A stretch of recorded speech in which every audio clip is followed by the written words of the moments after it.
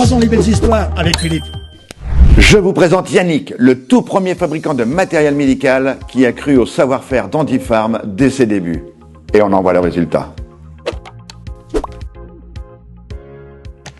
Les hommes d'Andifarm sont venus nous voir un jour en nous faisant part de leur projet qui était lié évidemment à une prise de risque lié aux besoins en matériel.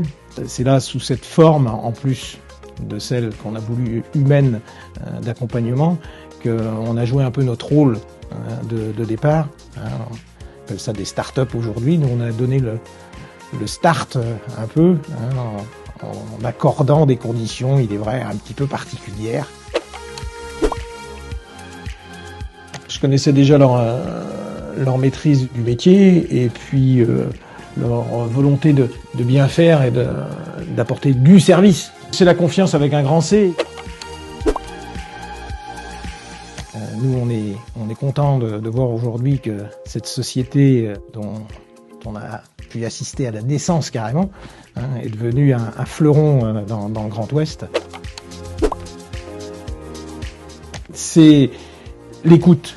L'écoute alors du client final, c'est une chose, mais de l'intermédiaire comme une société Andifarm. Et nous, on appelait ça le marketing de bistrot. C'était un métier de service quand même. Nous, parmi les adages qu'on avait entre fabricants et distributeurs, on écoute ce que veut le client et on fabrique ce que veut le client. On ne crée pas un produit en voulant l'imposer à une clientèle ou à des utilisateurs ou des usagers en final.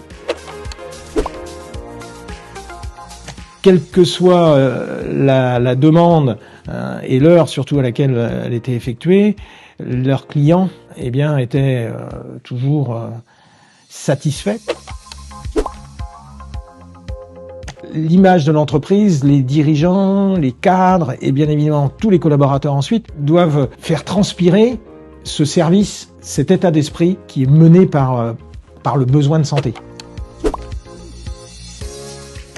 C'est bien évidemment lié beaucoup aux hommes. Dans les moments qui sont ceux plus ou moins graves de recours à du paramédical, à de l'équipement et à tout le système de soins, au personnel de soins, etc., on se rend compte que la valeur humaine est très très importante. C'est engagement, respect de la parole donnée, relation humaine dans toute la chaîne.